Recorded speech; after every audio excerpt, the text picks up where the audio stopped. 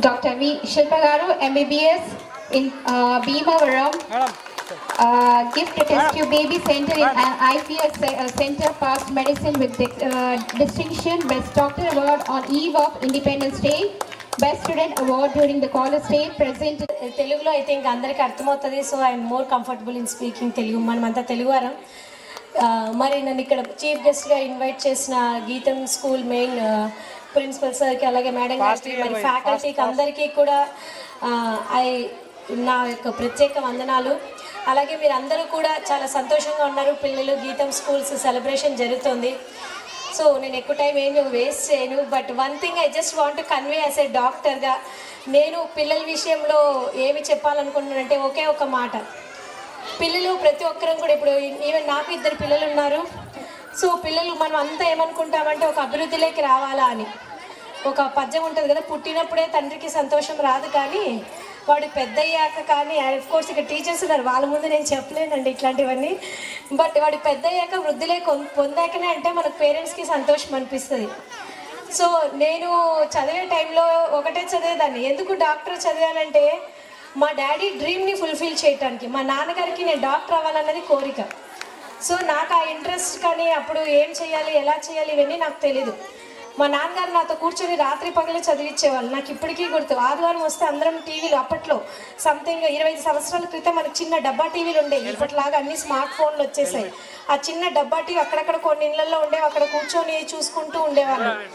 So ఆ TVs మనకి evening అదేంటిది ఆదివారం ఈవినింగ్ అంత్యాక్షరం ఏవో వచ్చేసాయి. కొన్ని ఛానల్స్ కొన్ని మాత్రం గుర్తున్నాయి.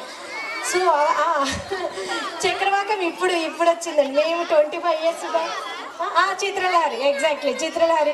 సో ఇట్లాంటి ఫ్రైడే వచ్చేది నాకు గుర్తున్నంత వరకు. సో ఈ ప్రోగ్రామ్స్ కూడా మాకు చూడటానికి మా ఫాదర్ అలో చేసేవాళ్ళు కాదనమాట. బయట ఇట్లా మంచం వేసేవాళ్ళు, అంతా లోపల మా మదర్ టీవీ చూస్తుంటే మేము ఇక్కడ చదువుకునే వాళ్ళం. 5 నిమిషాలకు ఒకసారి మా డాడీకి, డాడీ దాహం వేస్తుంది, డాడీ నేను రూమ్కి వెళ్ళాలి, అట్లా ఏదో ఒకటి చెప్పి వెళ్ళి అలా టీవీ చూసి వచ్చేవాళ్ళం అనమాట. అంటే దాంట్లో మా డాడీ యొక్క కష్టము 24 గంటలు మాతో కూర్చొని చదివించేవాళ్ళు రాత్రి పగలు. సో నేను ఎప్పుడు అదే ఆలోచిస్తాను, కానీ ఇంత కష్టపడి చదవాలా డాక్టర్ అవ్వటానికే. కానీ ఎప్పుడు కూడా మాకు మానసిక ఒత్తిడి ఉండలేదు కాదు. చదవాలి, దాని యొక్క ఇంపార్టెన్స్ చదువు గురించి చెప్పారు, కానీ మానసిక ఒత్తిడి అన్నది లేదు. ఈ కాలంలో మేము చూస్తున్నది ఏంటంటే చాలా పిల్లలు మానసిక ఒత్తిడికి గురవుతున్నారు. ఆటలు లేవు. చాలామంది స్కూల్స్లో చూస్తే ఆటలనే పోయాయి. ఒకప్పుడు నేను ఇప్పటికీ గుర్తు, పీజీ ఎగ్జామ్స్ కానీ 10th క్లాస్ ఎగ్జామ్స్ కానీ రాస్తుంటే ఎగ్జామ్ 2 o'clock 1 o'clock అంటే చక్కగా ఆడుతూ పాడుతూ వెళ్ళి రాసి వచ్చేవాళ్ళం. ఇప్పుడు అలా కాదు. 24/7 పిల్లలు లోపల రూమ్లో బంధించేసి రాత్రి పగలు ఏమి చదివిస్తారు వాళ్ళకి, ఏమి అంటే మనం ఏం మెసేజ్ ఇస్తున్నాం పిల్లలకి అని. ఒక డాక్టర్ చదివేస్తే అయిపోతుందండి, జీవితంలో మంచిది అవుతారు అనుకుంటారా? నేను నిజంగా చెప్పనా మీకు, ఒక MBBS డాక్టర్ కంటే కూడా ఒక పానీపూరి అతను ఎక్కువ సంపాదిస్తాడు. తెలుసా మీకు ఈ విషయం? ఒక పానీపూరి బండి అతను ఒక MBBS డాక్టర్ కంటే కూడా ఎక్కువ సంపాదిస్తారు. నేను ఎందుకు ఈ మాట అన్నానంటే ఎంత ఒత్తిడి ఒక డాక్టర్ అవ్వటానికి, ఒక ఇంజనీర్ అవ్వటానికి పిల్లలు ఎంత ఎదుర్కొంటారు అన్నది. నా దృష్టిలో నేను ఎప్పుడు ఒకటే చెప్తాను, డాక్టర్ కాదు ఇంజనీర్ కాదు, పిల్లలకి ఏ ఫీల్డ్ అయితే ఆ ఫీల్డ్ని ఆప్షన్ ఇవ్వండి, కానీ ఆ ఫీల్డ్లో నెంబర్ 1గా ఉండాలి.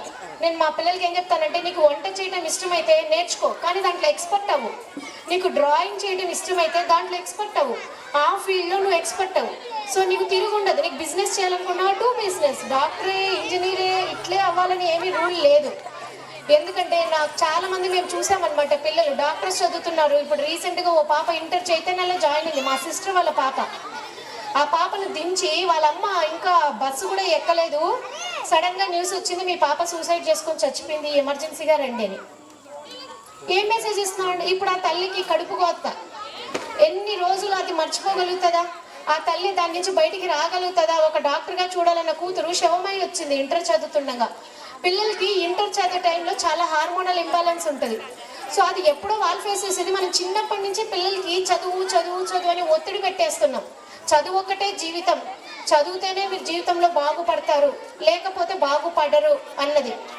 చదువు ఒక్కటే ముఖ్యం కాదని నా ఉద్దేశం. ఎందుకంటే మా పిల్లలకి ఇప్పటికి కూడా వాడు 5th చదువుతున్నా నేను పక్కన కూర్చొని నేను ఎక్కువసేపు చదివించాను. రేపు ఎగ్జామ్ అంటే అది వాడికి వీక్ ఏ సబ్జెక్ట్ ఉంటే ఆ సబ్జెక్ట్ కూర్చొని 9 నుంచి 10 చెప్తాను అంతే. అది ఎగ్జామ్స్ టైంలోనే, ఫైనల్ ఎగ్జామ్స్ టైమ్స్, మిగతా టైంలో వదిలేస్తాను, నీకు ఎంత చదవగలిగితే అంత చదువు అని. పిల్లలు వాళ్ళంతకు వాళ్ళకి నేర్చుకోవాలి. కానీ అలా అని చెప్పి నేను గాలికి వదిలేం. వాళ్ళకి జీవితం యొక్క ముఖ్య ఇంపార్టెన్స్ చేస్తాం.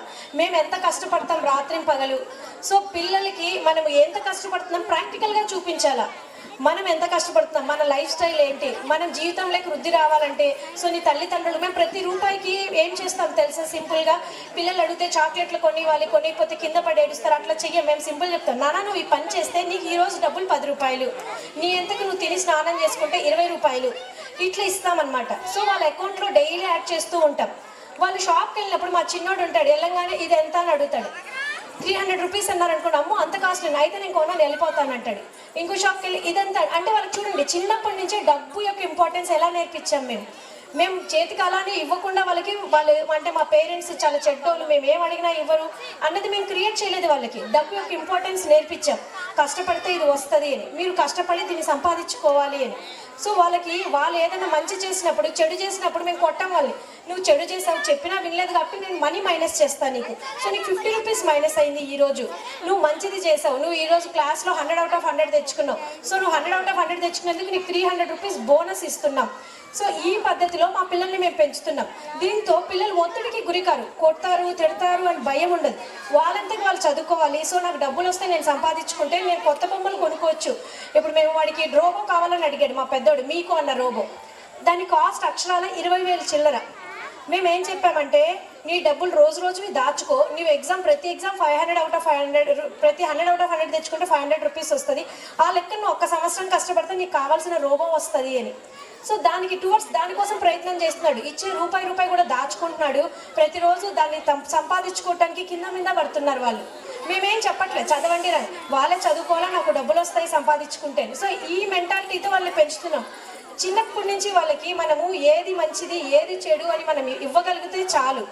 ఎప్పుడు కూడా పిల్లల్ని నేను ఇప్పుడు చూస్తుంది ఏంటంటే హార్మోనల్ సమస్యలు, ముఖ్యంగా ఆడపిల్లలకి అసలు ఎంత విపరీతమైన హార్మోనల్ సమస్యలు అంటే, ఎందుకంటే ఎండలోకి ఆడరు, బయటికి పోరు, సైకిళ్ళు తొక్కరు, అందరూ కూడా తినడం కూర్చోటం చదువుకోవటం ఇదే పని.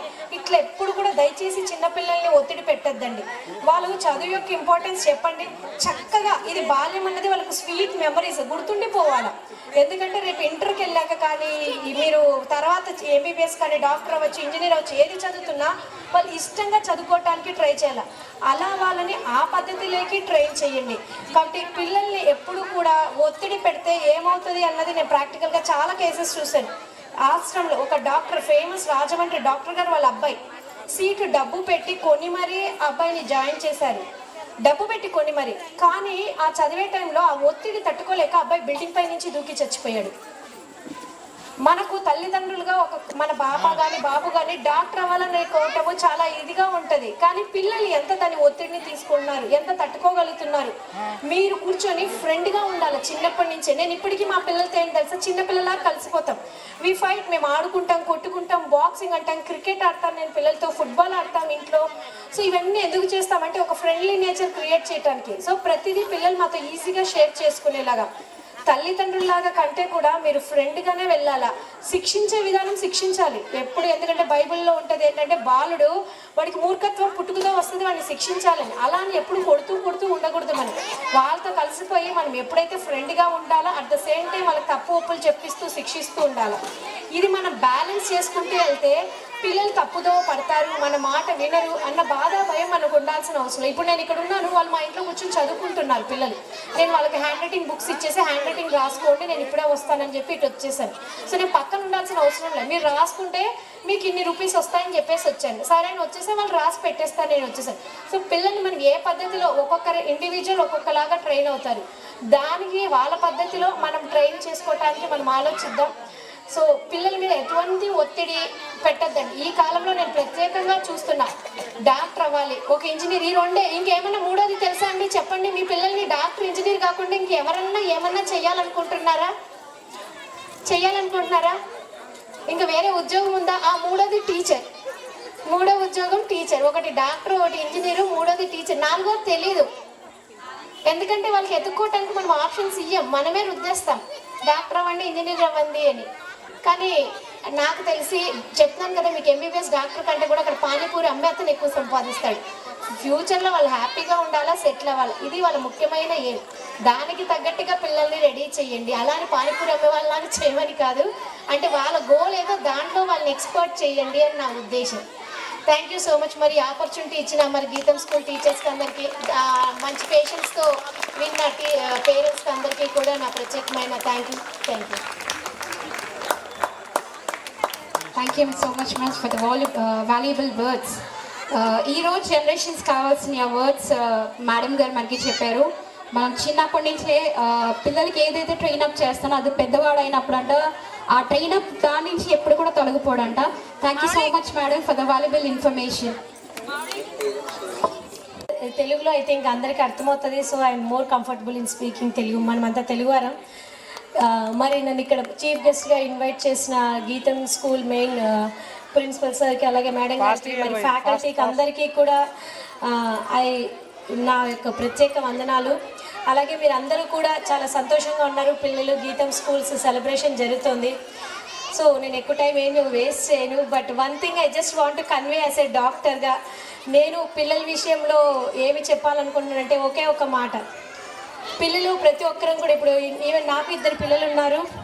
సో పిల్లలు మనం అంతా ఏమనుకుంటామంటే ఒక అభివృద్ధిలోకి రావాలా అని ఒక పద్యం ఉంటుంది కదా, పుట్టినప్పుడే తండ్రికి సంతోషం రాదు కానీ వాడు పెద్ద అయ్యాక, కానీ కోర్స్ ఇక్కడ టీచర్స్ ఉన్నారు వాళ్ళ ముందు నేను చెప్పలేనండి ఇట్లాంటివన్నీ.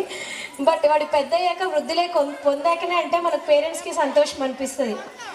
సో నేను చదివే టైంలో ఒకటే చదివేదాన్ని. ఎందుకు డాక్టర్ చదివానంటే మా డాడీ డ్రీమ్ని ఫుల్ఫిల్ చేయడానికి, మా నాన్నగారికి నేను డాక్టర్ అవ్వాలన్నది కోరిక. సో నాకు ఆ ఇంట్రెస్ట్, కానీ అప్పుడు ఏం చేయాలి, ఎలా చేయాలి ఇవన్నీ నాకు తెలీదు. మా నాన్నగారు నాతో కూర్చొని రాత్రి పగలే చదివించేవాళ్ళు. నాకు ఇప్పటికీ గుర్తు. ఆదివారం వస్తే అందరం టీవీలు, అప్పట్లో సంథింగ్ 25 సంవత్సరాల క్రితం మనకు చిన్న డబ్బా టీవీలు ఉండేవి. ఇప్పటిలాగా అన్ని స్మార్ట్ ఫోన్లు వచ్చేసాయి. ఆ చిన్న డబ్బా టీవీ అక్కడక్కడ కొన్ని ఇళ్లలో ఉండేవి, అక్కడ కూర్చొని చూసుకుంటూ ఉండేవాళ్ళు. సో ఆ టీవీస్ మనకి ఈవినింగ్ అదేంటిది ఆదివారం ఈవినింగ్ అంత్యాక్షరి ఏవో వచ్చేసాయి, కొన్ని ఛానల్స్ కొన్ని మాత్రం గుర్తున్నాయి.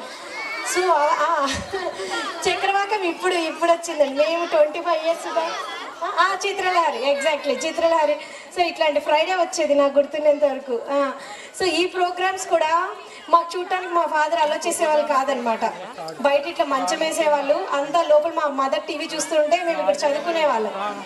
5 నిమిషాలకు ఒకసారి మా డాడీకి, డాడీ దాహం వేస్తుంది, డాడీ నేను రూమ్కి వెళ్ళాలి, అట్లా ఏదో ఒకటి చెప్పి వెళ్ళి అలా టీవీ చూసి వచ్చేవాళ్ళం అనమాట. అంటే దాంట్లో మా డాడీ యొక్క కష్టము 24 గంటలు మాతో కూర్చొని చదివించేవాళ్ళు రాత్రి పగలు. సో నేను ఎప్పుడు అదే ఆలోచిస్తాను, కానీ ఇంత కష్టపడి చదవాలా డాక్టర్ అవ్వటానికే. కానీ ఎప్పుడు కూడా మాకు మానసిక ఒత్తిడి ఉండలేదు కాదు. చదవాలి, దాని యొక్క ఇంపార్టెన్స్ చదువు గురించి చెప్పారు, కానీ మానసిక ఒత్తిడి అన్నది లేదు. ఈ కాలంలో మేము చూస్తున్నది ఏంటంటే చాలా పిల్లలు మానసిక ఒత్తిడికి గురవుతున్నారు. ఆటలు లేవు. చాలామంది స్కూల్స్లో చూస్తే ఆటలు అనేవి పోయాయి. ఒకప్పుడు నేను ఇప్పటికీ గుర్తు, పీజీ ఎగ్జామ్స్ కానీ 10th క్లాస్ ఎగ్జామ్స్ కానీ రాస్తుంటే ఎగ్జామ్ 2 o'clock 1 o'clock అంటే చక్కగా ఆడుతూ పాడుతూ వెళ్ళి రాసి వచ్చేవాళ్ళం. ఇప్పుడు అలా కాదు. 24/7 పిల్లలు లోపల రూమ్లో బంధించేసి రాత్రి పగలు ఏమి చదివిస్తారు వాళ్ళకి, ఏమి అంటే మనం ఏం మెసేజ్ ఇస్తున్నాం పిల్లలకి అని. ఒక డాక్టర్ చదివేస్తే అయిపోతుందండి, జీవితంలో మంచిది అవుతారు అనుకుంటారా? నేను నిజంగా చెప్పనా మీకు, ఒక MBBS డాక్టర్ కంటే కూడా ఒక పానీపూరి అతను ఎక్కువ సంపాదిస్తాడు. తెలుసా మీకు ఈ విషయం? ఒక పానీపూరి బండి అతను ఒక MBBS డాక్టర్ కంటే కూడా ఎక్కువ సంపాదిస్తారు. నేను ఎందుకు ఈ మాట అన్నానంటే ఎంత ఒత్తిడి ఒక డాక్టర్ అవ్వటానికి, ఒక ఇంజనీర్ అవ్వటానికి పిల్లలు ఎంత ఎదుర్కొంటారు అన్నది. నా దృష్టిలో నేను ఎప్పుడు ఒకటే చెప్తాను, డాక్టర్ కాదు, ఇంజనీర్ కాదు, పిల్లలకి ఏ ఫీల్డ్ అయితే ఆ ఫీల్డ్ని ఆప్షన్ ఇవ్వండి, కానీ ఆ ఫీల్డ్లో నెంబర్ 1గా ఉండాలి. నేను మా పిల్లలకి ఏం చెప్తానంటే, నీకు వంట చేయడం ఇష్టమైతే నేర్చుకో, కానీ దాంట్లో ఎక్స్పర్ట్ అవ్వు. నీకు డ్రాయింగ్ చేయడం ఇష్టమైతే దాంట్లో ఎక్స్పర్ట్ అవ్వు, ఆ ఫీల్డ్లో నువ్వు ఎక్స్పర్ట్ అవ్వు. సో నీకు తిరుగు ఉండదు. నీకు బిజినెస్ చేయాలనుకున్నావు టు బిజినెస్, డాక్టరే ఇంజనీరే ఇట్లే అవ్వాలని ఏమీ రూల్ లేదు. ఎందుకంటే నాకు చాలామంది మేము చూసామన్నమాట, పిల్లలు డాక్టర్స్ చదువుతున్నారు. ఇప్పుడు రీసెంట్గా ఓ పాప ఇంటర్ చైతన్యలో జాయిన్ అయింది, మా సిస్టర్ వాళ్ళ పాప. ఆ పాపను దించి వాళ్ళమ్మ ఇంకా బస్సు కూడా ఎక్కలేదు, సడన్గా న్యూస్ వచ్చింది, మీ పాప సూసైడ్ చేసుకొని చచ్చిపోయింది, ఎమర్జెన్సీగా రండి అని. ఏం మెసేజ్ ఇస్తున్నాడు? ఇప్పుడు ఆ తల్లికి కడుపు కోత. ఎన్ని రోజులు అది మర్చిపోగలుగుతుందా? ఆ తల్లి దాని నుంచి బయటికి రాగలుగుతుందా? ఒక డాక్టర్గా చూడాలన్న కూతురు శవమై వచ్చింది ఇంటర్ చదువుతుండగా. పిల్లలకి ఇంటర్ చదివే టైంలో చాలా హార్మోనల్ ఇంబ్యాలెన్స్ ఉంటుంది. సో అది ఎప్పుడో వాళ్ళు ఫేస్ చేసేది. మనం చిన్నప్పటి నుంచి పిల్లలకి చదువు చదువు చదువు అని ఒత్తిడి పెట్టేస్తున్నాం. చదువు ఒక్కటే జీవితం, చదివితేనే మీరు జీవితంలో బాగుపడతారు, లేకపోతే బాగుపడరు అన్నది. చదువు ఒక్కటే ముఖ్యం కాదని నా ఉద్దేశం. ఎందుకంటే మా పిల్లలకి ఇప్పుడు కూడా వాడు 5th చదువుతున్నా నేను పక్కన కూర్చొని ఎక్కువసేపు చదివించాను. రేపు ఎగ్జామ్ అంటే అది వాడికి వీక్ ఏ సబ్జెక్ట్ ఉంటే ఆ సబ్జెక్ట్ కూర్చొని 9 నుంచి 10 చెప్తాను అంతే. అది ఎగ్జామ్స్ టైంలోనే, ఫైనల్ ఎగ్జామ్స్ టైమ్స్. మిగతా టైంలో వదిలేస్తాను, నీకు ఎంత చదవగలిగితే అంత చదువు అని. పిల్లలు వాళ్ళంతకు వాళ్ళకి నేర్చుకోవాలి. కానీ అలా అని చెప్పి నేను గాలికి వదిలేం. వాళ్ళకి జీవితం యొక్క ముఖ్య ఇంపార్టెన్స్ చేస్తాం. మేము ఎంత కష్టపడతాం రాత్రి పగలు. సో పిల్లలకి మనం ఎంత కష్టపడుతున్నాం ప్రాక్టికల్గా చూపించాలా. మనం ఎంత కష్టపడుతున్నాం, మన లైఫ్ స్టైల్ ఏంటి, మనం జీవితంలోకి వృద్ధి రావాలంటే. సో నీ తల్లిదండ్రులు మేము ప్రతి రూపాయికి ఏం చేస్తాం తెలుసా? సింపుల్గా పిల్లలు అడిగితే చాక్లెట్లు కొనివ్వాలి, కొనిపోతే కింద పడి ఏడుస్తారు, అట్లా చెయ్యం. మేము సింపుల్ చెప్తాం, నాన్న నువ్వు ఈ పని చేస్తే నీకు ఈరోజు డబ్బులు 10 రూపాయలు, నీ ఎంతకు నువ్వు తిని స్నానం చేసుకుంటే 20 రూపాయలు, ఇట్లా ఇస్తామన్నమాట. సో వాళ్ళ అకౌంట్లో డైలీ యాడ్ చేస్తూ ఉంటాం. వాళ్ళు షాప్కి వెళ్ళినప్పుడు మా చిన్నోడు ఉంటాడు, వెళ్ళంగానే ఇది ఎంత అని అడుగుతాడు. 300 రూపీస్ అన్నారు అనుకోండి, అమ్మో అంత కాస్ట్ అయితే నేను కొన్నాను వెళ్ళిపోతాను అంటాడు. ఇంకో షాప్కి వెళ్ళి ఇదంతా అంటే వాళ్ళకి చూడండి చిన్నప్పటి నుంచే డబ్బు యొక్క ఇంపార్టెన్స్ ఎలా నేర్పించాం. మేము చేతికి అలానే ఇవ్వకుండా వాళ్ళు అంటే మా పేరెంట్స్ చాలా చెడ్డోళ్ళు, మేము ఏం అడిగినా ఇవ్వరు అన్నది మేము క్రియేట్ చేయలేదు. వాళ్ళకి డబ్బు యొక్క ఇంపార్టెన్స్ నేర్పించాం. కష్టపడితే ఇది వస్తుంది అని, మీరు కష్టపడి దీన్ని సంపాదించుకోవాలి అని. సో వాళ్ళకి వాళ్ళు ఏదైనా మంచి చేసినప్పుడు చెడు చేసినప్పుడు మేము కొట్టాం వాళ్ళని. నువ్వు చెడు చేసావు చెప్పినా వినలేదు కాబట్టి నేను మనీ మైనస్ చేస్తాను నీకు. సో నీకు 50 రూపీస్ మైనస్ అయింది ఈరోజు. నువ్వు మంచిది చేసావు, నువ్వు ఈరోజు క్లాస్లో 100 out of 100 తెచ్చుకున్నావు. సో నువ్వు 100 out of 100 తెచ్చుకున్నందుకు నీకు 300 రూపీస్ బోనస్ ఇస్తున్నాం. సో ఈ పద్ధతిలో మా పిల్లల్ని మేము పెంచుతున్నాం. దీంతో పిల్లలు ఒత్తిడికి గురికారు, కొడతారు తిడతారు అని భయం ఉండదు. వాళ్ళంతకు వాళ్ళు చదువుకోవాలి. సో నాకు డబ్బులు వస్తే నేను సంపాదించుకుంటే నేను కొత్త బొమ్మలు కొనుక్కోవచ్చు. ఇప్పుడు మేము వాడికి రోబో కావాలని అడిగాడు మా పెద్దోడు, మీకు అన్న రోబో. దాని కాస్ట్ అక్షరాల 20,000 చిల్లర. మేము ఏం చెప్పామంటే నీ డబ్బులు రోజు రోజువి దాచుకో, నువ్వు ప్రతి ఎగ్జామ్ 500 out of 500, ప్రతి 100 out of 100 తెచ్చుకుంటే 500 రూపీస్ వస్తుంది. ఆ లెక్క నువ్వు 1 సంవత్సరం కష్టపడితే నీకు కావాల్సిన రోబో వస్తుంది అని. సో దానికోసం ప్రయత్నం చేస్తున్నాడు. ఇచ్చే రూపాయి కూడా దాచుకుంటున్నాడు. ప్రతిరోజు దాన్ని సంపాదించుకోవటానికి కింద మీద పడుతున్నారు వాళ్ళు. మేమేం చెప్పట్లేదు చదవండి రా, వాళ్ళే చదువుకోవాలా, నాకు డబ్బులు వస్తాయి సంపాదించుకుంటే. సో ఈ మెంటాలిటీతో వాళ్ళని పెంచుతున్నాం. చిన్నప్పటి నుంచి వాళ్ళకి మనము ఏది మంచిది ఏది చెడు అని మనం ఇవ్వగలిగితే చాలు. ఎప్పుడు కూడా పిల్లల్ని నేను ఇప్పుడు చూస్తుంది ఏంటంటే హార్మోనల్ సమస్యలు, ముఖ్యంగా ఆడపిల్లలకి అసలు ఎంత విపరీతమైన హార్మోనల్ సమస్యలు అంటే, ఎందుకంటే ఎండలోకి ఆడరు, బయటికి పోరు, సైకిళ్ళు తొక్కరు, అందరూ కూడా తినడం కూర్చోటం చదువుకోవటం ఇదే పని. ఇట్లా ఎప్పుడు కూడా దయచేసి చిన్నపిల్లల్ని ఒత్తిడి పెట్టద్దండి. వాళ్ళు చదువు యొక్క ఇంపార్టెన్స్ చెప్పండి చక్కగా. ఇది బాల్యం అన్నది వాళ్ళకు స్వీట్ మెమరీస్ గుర్తుండిపోవాలి. ఎందుకంటే రేపు ఇంటర్కి వెళ్ళాక కానీ మీరు తర్వాత ఎంబీబీఎస్ కానీ డాక్టర్ అవ్వచ్చు, ఇంజనీర్ అవ్వచ్చు, ఏది చదువుతున్నా వాళ్ళు ఇష్టంగా చదువుకోవటానికి ట్రై చేయాలి. అలా వాళ్ళని ఆ పద్ధతిలోకి ట్రైన్ చేయండి. కాబట్టి పిల్లల్ని ఎప్పుడు కూడా ఒత్తిడి పెడితే ఏమవుతుంది అన్నది నేను ప్రాక్టికల్గా చాలా కేసెస్ చూశాను. ఆశ్రమంలో ఒక డాక్టర్, ఫేమస్ రాజమండ్రి డాక్టర్ గారు వాళ్ళ అబ్బాయి సీటు డబ్బు పెట్టి కొని మరీ అబ్బాయిని జాయిన్ చేశారు. డబ్బు పెట్టి కొని మరి. కానీ ఆ చదివే టైంలో ఆ ఒత్తిడి తట్టుకోలేక అబ్బాయి బిల్డింగ్ పై నుంచి దూకి చచ్చిపోయాడు. మనకు తల్లిదండ్రులుగా మన బాబు కానీ డాక్టర్ అవ్వాలనే కోటము చాలా ఇదిగా ఉంటుంది. కానీ పిల్లలు ఎంత దాని ఒత్తిడిని తీసుకుంటున్నారు, ఎంత తట్టుకోగలుగుతున్నారు. మీరు కూర్చొని ఫ్రెండ్గా ఉండాలి చిన్నప్పటి నుంచే. నేను ఇప్పటికీ మా పిల్లలతో ఏం తెలుసా, చిన్నపిల్లలా కలిసిపోతాం. వి ఫైట్, మేము ఆడుకుంటాం, కొట్టుకుంటాం, బాక్సింగ్ అంటాం, క్రికెట్ ఆడతాను, నేను పిల్లలతో ఫుట్బాల్ ఆడతాను ఇంట్లో. సో ఇవన్నీ ఎందుకు చేస్తామంటే ఒక ఫ్రెండ్లీ నేచర్ క్రియేట్ చేయడానికి. సో ప్రతిదీ పిల్లలు మాతో ఈజీగా షేర్ చేసుకునేలాగా. తల్లిదండ్రుల్లాగా కంటే కూడా మీరు ఫ్రెండ్గానే వెళ్ళాలా. శిక్షించే విధానం శిక్షించాలి ఎప్పుడు. ఎందుకంటే బైబిల్లో ఉంటుంది ఏంటంటే బాలుడు వాడికి మూర్ఖత్వం పుట్టుకతో వస్తుంది, వాడిని శిక్షించాలని. అలా అని ఎప్పుడు కొడుతూ ఉండకూడదు. మనం వాళ్ళతో కలిసిపోయి మనం ఎప్పుడైతే ఫ్రెండ్గా ఉండాలో అట్ ద సేమ్ టైం వాళ్ళకి తప్పు ఒప్పులు చెప్పిస్తూ శిక్షిస్తూ ఉండాలి. ఇది మనం బ్యాలెన్స్ చేసుకుంటూ వెళ్తే పిల్లలు తప్పుదో పడతారు, మన మాట వినరు అన్న బాధ భయం మనకు ఉండాల్సిన అవసరం. ఇప్పుడు నేను ఇక్కడ ఉన్నాను, వాళ్ళు మా ఇంట్లో కూర్చొని చదువుకుంటున్నారు పిల్లలు. నేను వాళ్ళకి హ్యాండ్ రైటింగ్ బుక్స్ ఇచ్చేసి హ్యాండ్ రైటింగ్ రాసుకోండి, నేను ఇప్పుడే వస్తానని చెప్పి ఇటు వచ్చేసాను. సో నేను పక్కన ఉండాల్సిన అవసరం లేదు. మీరు రాసుకుంటే మీకు ఇన్ని రూపీస్ వస్తాయని చెప్పేసి వచ్చాను. సరే అని వచ్చేసి వాళ్ళు రాసి పెట్టేస్తాను, నేను వచ్చేసాను. సో పిల్లల్ని మనం ఏ పద్ధతిలో ఒక్కొక్కరు ఇండివిజువల్ ఒక్కొక్కలాగా ట్రైన్ అవుతారు. దానికి వాళ్ళ పద్ధతిలో మనం ట్రైన్ చేసుకోవటానికి మనం ఆలోచిద్దాం. సో పిల్లల మీద ఎటువంటి ఒత్తిడి పెట్టద్దండి. ఈ కాలంలో నేను ప్రత్యేకంగా చూస్తున్నా, డాక్టర్ అవ్వాలి, ఒక ఇంజనీర్, ఈ రెండే. ఇంకేమన్నా మూడోది తెలుసా అండి? చెప్పండి. మీ పిల్లల్ని డాక్టర్ ఇంజనీర్ కాకుండా ఇంకెవరన్నా ఏమన్నా చెయ్యాలనుకుంటున్నారా? ఇంకా వేరే ఉద్యోగం ఉందా? ఆ మూడోది టీచర్. మూడో ఉద్యోగం టీచర్. ఒకటి డాక్టర్, ఒకటి ఇంజనీరు, మూడోది టీచర్. నాలుగోది తెలీదు. ఎందుకంటే వాళ్ళకి ఎత్తుక్కోవటానికి మనం ఆప్షన్స్ ఇయ్యం, మనమే రుద్దేస్తాం, డాక్టర్ అవ్వండి, ఇంజనీర్ అవ్వండి అని. కానీ నాకు తెలిసి చెప్తున్నాను కదా మీకు, ఎంబీబీఎస్ డాక్టర్ కంటే కూడా అక్కడ పానీపూరి అమ్మే అతను ఎక్కువ సంపాదిస్తాడు. ఫ్యూచర్లో వాళ్ళు హ్యాపీగా ఉండాలా, సెటిల్ అవ్వాలి, ఇది వాళ్ళ ముఖ్యమైన ఏం. దానికి తగ్గట్టుగా పిల్లల్ని రెడీ చేయండి. అలానే పానీపూరి అమ్మే వాళ్ళని చేయమని కాదు, అంటే వాళ్ళ గోల్ ఏదో దాంట్లో వాళ్ళని ఎక్స్పర్ట్ చేయండి అని నా ఉద్దేశం. Thank you so much. మరి ఆపర్చునిటీ ఇచ్చిన మరి గీతం స్కూల్ టీచర్స్కి అందరికీ, మంచి పేషెంట్స్తో విన్న పేరెంట్స్కి అందరికీ కూడా నా ప్రత్యేకమైన thank you. Thank you so much ma'am for the valuable words. ఈరోజు జనరేషన్స్ కావాల్సిన వర్డ్స్ మేడం గారు మనకి చెప్పారు. మనం చిన్నప్పటి నుంచే పిల్లలకి ఏదైతే ట్రైనప్ చేస్తానో అది పెద్దవాడు అంట ఆ ట్రైనప్ దాని నుంచి ఎప్పుడు కూడా తొలగిపోడంట. Thank you so much madam for the valuable information.